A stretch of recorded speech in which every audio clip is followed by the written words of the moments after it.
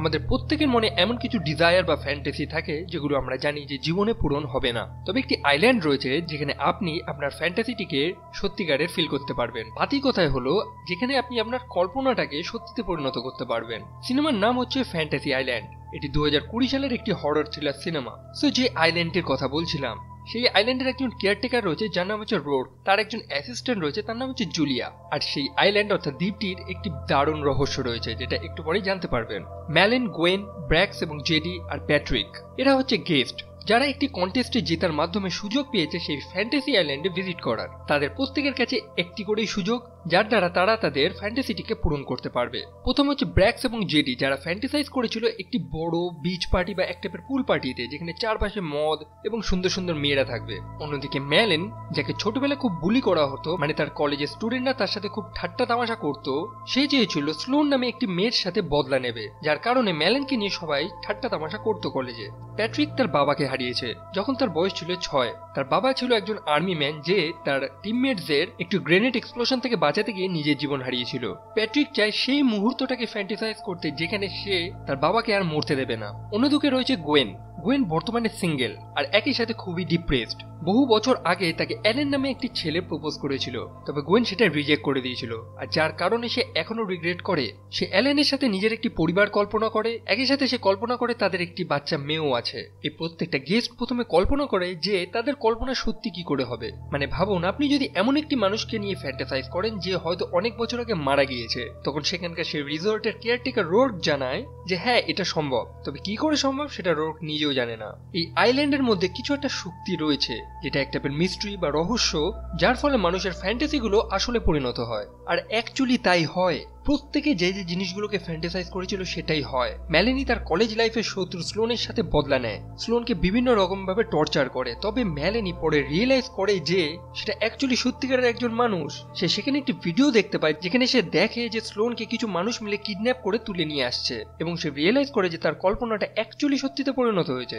যদিও এটা তার ফ্যান্টাসি ছিল, তবু তার মনের মধ্যে একটি মানুষত্ব ছিল, এবং সে যখন রিয়েলাইজ করে যে সেটা স্লোন, সে তাকে টর্চার করা বন্ধ করে দেয়। সেখানে একটি মানুষের আবির্ভাব হয়, এক বৃহদাকার, যে স্লোনকে টর্চার করতেই যাবে, তবে ম্যালেনি সেই মুহূর্তে কোনো মতে স্লোনকে সেখান থেকে বাঁচিয়ে নিয়ে বেরিয়ে যায়। তারপর রয়েছে গোয়েন, যে ঠিক সেই মুহূর্তটাকে অনুভব করে যেদিন অ্যালেন তাকে প্রপোজ করেছিল এবং সে না বলে দিয়েছিল, তবে সেই দিন অ্যালেনের প্রপোজালে সে আর না বলেনি। ব্র্যাক্স এবং জেডি সেই বৃহদাকার পুল পার্টিতে খুবই এনজয় করছে, চারিদিকে মদ, উইডস এবং একগুচ্ছ মেয়ে। আর প্যাট্রিকের সাথে সাক্ষাৎ হয় তার বাবার, এবং প্যাট্রিক এবং তার বাবা দুজনেই খুবই কনফিউজড। প্যাট্রিক তার বাবাকে দেখে নকল মনে করেছিল, অন্যদিকে তার বাবা প্যাট্রিকের পকেট থেকে তাদের ছোটবেলার ছবি এবং প্যাট্রিকের গলায় তার বাবার ডগ ট্যাগ দেখে কনফিউজড হয়ে গেছিল।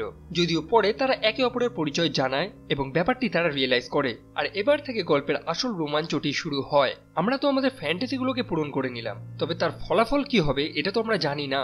ইভেন সেখানকার কেয়ারটেকার রোড সে নিজেও জানে না যে সেই আইল্যান্ডটি কিভাবে মানুষের ফ্যান্টাসির সাথে খেলে। সেখানে অবস্থিত প্রত্যেকটি গেস্ট এক টাইপের ভূতের মতন মানুষকে হ্যালুসিনেট করে, যা সারা শরীর পুড়ে গিয়েছে, যেটারও একটি দারুণ মিস্ট্রি রয়েছে যেটা লাস্টে বুঝে যাবেন। একই সাথে আমরা খেয়াল করি বিভিন্ন জায়গায় কালো জলের মতো একটি জিনিস চুয়ে চুয়ে পড়ছে। এই কালো জলটিকে বলা হয় স্প্রিং ওয়াটার, যেটি একটি দারুণ মিস্ট্রি রয়েছে, এটাও একটু পরে বুঝে যাবেন। ম্যালেন স্লোনকে নিয়ে সেখান থেকে পালানোর পর তাদের সাথে সাক্ষাৎ হয় ড্যামন নামক একজন মানুষের, যে একজন প্রাইভেট ইনভেস্টিগেটর, এবং সেই আইল্যান্ডটিকে নিয়ে রিসার্চ করার জন্য তাকে সেখানে পাঠানো হয়েছে। রোডকে লোকেরা ড্যামন কাছ থেকে তার স্যাটেলাইট ফোনটি নিয়ে নিয়েছে। তারপর থেকে রোড সেই আইল্যান্ডে লুকিয়ে লুকিয়ে রয়েছে। রোড তাদের একটি পাহাড়ের গুহায় নিয়ে যায়, যেখানে তারা দেখতে পায় এক টাইপের পাথর রয়েছে যেটা জলজল করছে।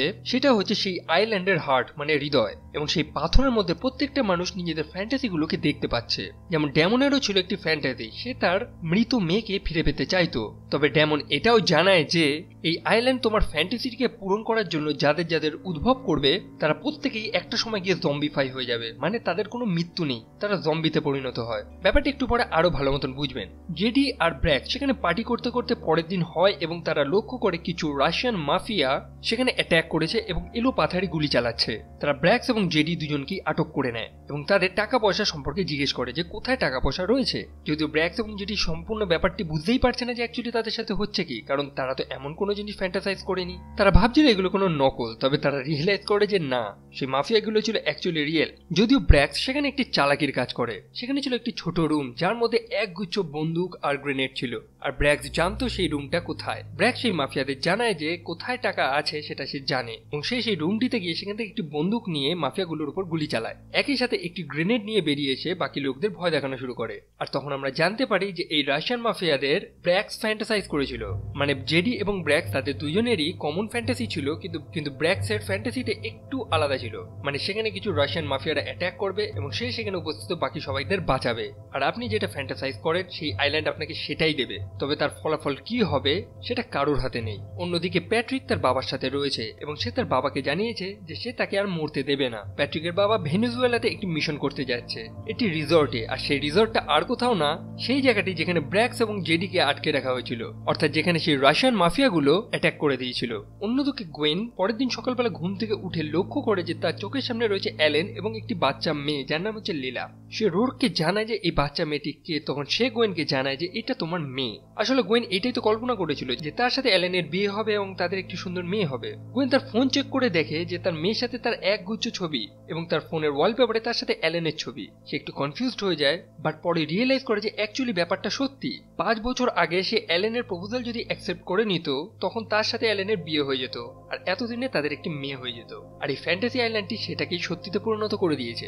বর্তমানে অ্যালেন তার হাজব্যান্ড এবং লীলা তার মেয়ে। তবে গোয়েন মোটেও খুশি নয়, কারণ সে এই জিনিসটাকে ফিল করতে পারছে না। মানে সে যেটা চেয়েছে সেটা তো পেয়ে গেছে, কিন্তু সেটাকে সে অনুভব করতে পারছে না, মানে মন থেকে আর ফিল করতে পারছে না। সে রোরকে আরেকটি উইশ পূরণ করে দিতে বলে তার, কারণ গোয়েন প্রথমে এই আইল্যান্ডটিকে সিরিয়াস নেয়নি, বাট পরে যখন সে বুঝতে পারে যে এই আইল্যান্ডটি সত্যিকারের মানুষের ফ্যান্টাসিকে সত্যিতে পরিণত করে দেয়, সে বুঝতে পারে তার আরেকটি উইশ চাওয়া উচিত ছিল। গোয়েনের একটি পাস্ট রয়েছে, তার একটি নেইবার ছিল, মানে তার প্রতিবেশী, যার নাম ছিল নিক। নিকের ঘরে একটা সময় আগুন লেগে গিয়েছিল, আর যেই আগুন লাগাটির জন্য গোয়েন ইনডাইরেক্টলি ভাবে দায়ী। আর নিক আগুনে পুড়ে মারা যাওয়ার পর থেকে গোয়েন ডিপ্রেশনে চলে গিয়েছিল, এবং গোয়েন চায় তার সেই ফ্যান্টাসিটিকে পূরণ করতে যখন সে নিককে আগুনে পুড়ে মরার হাত থেকে বাঁচাবে। এবার গল্পে আরেকটি ক্যারেক্টারের রহস্য সম্পর্কে আমরা জানতে পারি, সেটা হচ্ছে রোর্ক আর তার অ্যাসিস্ট্যান্ট জুলিয়া। আসলে জুলিয়া হচ্ছে রোর্কের ওয়াইফ। জুলিয়ার একটি আমরণ রোগ হয়েছিল যার ফলে সে মারা গিয়েছিল, আর যার কারণে রোর্ক এই আইল্যান্ডে এসেছিল জুলিয়াকে ফেরত চাইতে।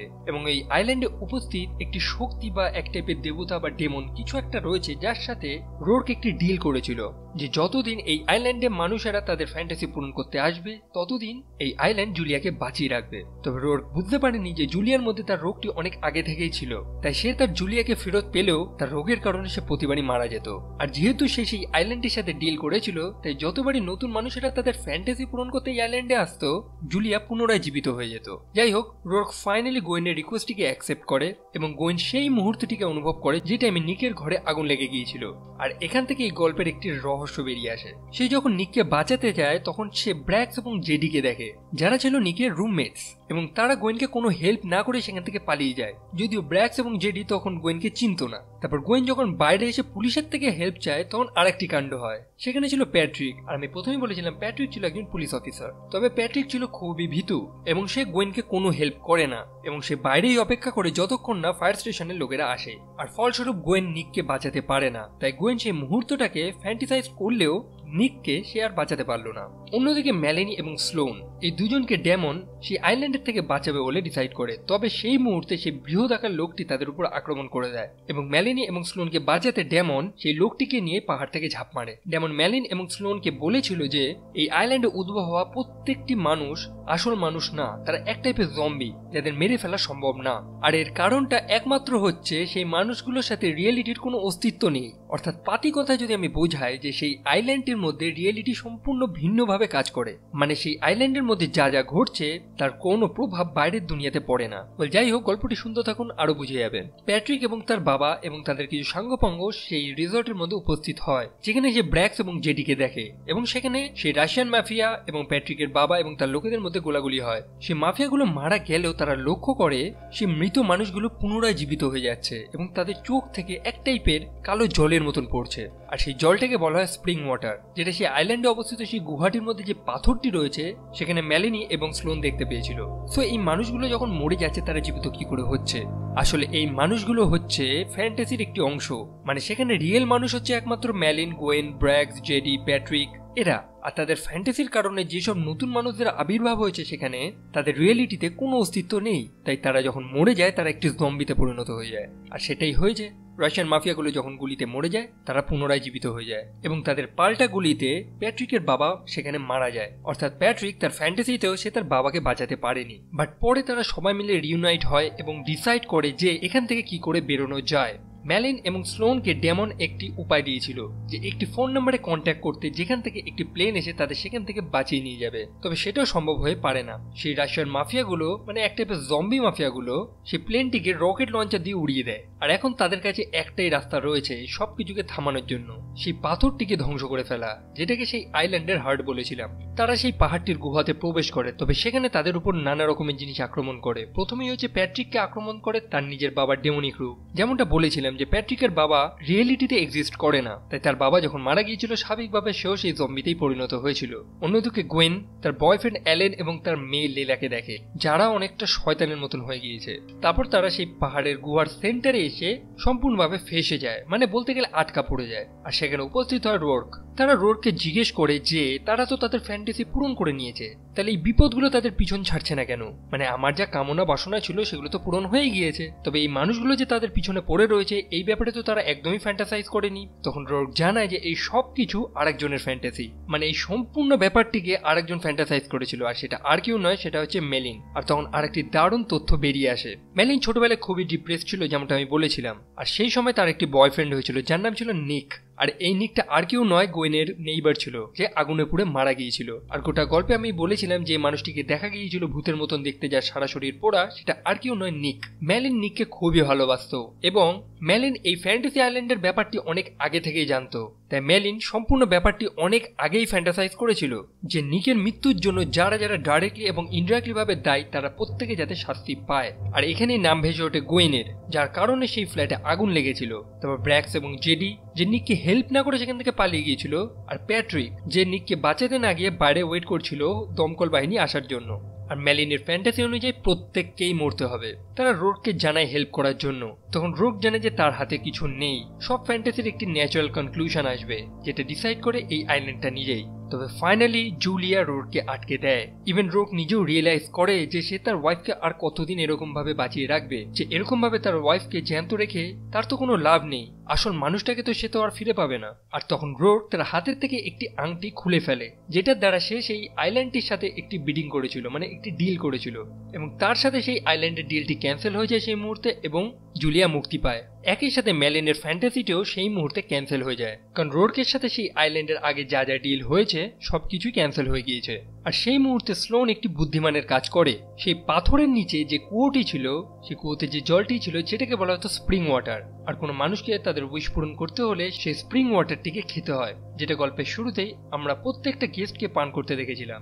স্লোন সাডেনলি সেই জলটি পান করে নেয় আর এমন একটি উইশ করে যে নিক আর মেলিন যাতে সারা জীবনের মতন এক হয়ে যায়, মানে মেলিন যাতে তার হারিয়ে যাওয়া নিককে ফিরে পায়। আর তখন সাডেনলি সেই কুয়োর থেকে নিক বেরিয়ে আসে, যার সারা শরীর পুড়ে গিয়েছে এবং গল্পের শুরু থেকে যাকে বহুবার আমরা দেখেছি, সে মেলিনকে টেনে নিয়ে সেই কুয়োর তলায় চলে যায়। তবে সেই মুহূর্তে আরেকটি ঘটনা ঘটে। কিছু মুহূর্ত আগে রোর্ক প্যাট্রিকের কাছ থেকে একটু গ্রেনেড নিয়ে সেই কুয়োর মধ্যে সেটাকে ফেলে দিয়েছিল, কারণ প্যাট্রিক সেই পাথরটিকে ধ্বংস করতে গিয়েছিল সেখানে, যেটা রোর্ক কখনোই চায় না। বাট নিক মেলিনকে সেই কুয়োর নিচে যখন নিয়ে গিয়েছিল, মেলিন কোনো মতে সেই গ্রেনেডটিকে আনপিন করে বাইরে ফেলে দেয়। আর গ্রেনেডটি এক্সপ্লোড হতেই যাবে এমনই মুহূর্তে আমরা খেয়াল করি প্যাট্রিক সবাইকে বাঁচানোর জন্য সেই গ্রেনেডটির উপর ঝাঁপ দেয়, ঠিক যেমন ভাবে অতীতে তার বাবা মারা গিয়েছিল তাদের টিমমেটদের বাঁচাতে গিয়ে। ব্যাস, তারপর সবকিছু নর্মাল হয়ে যায়। তারা প্রত্যেকেই তাদের ফ্যান্টাসি ফিল করে নিয়েছে এবং তাদের বাড়ি যাওয়ার সময় হয়ে গিয়েছে।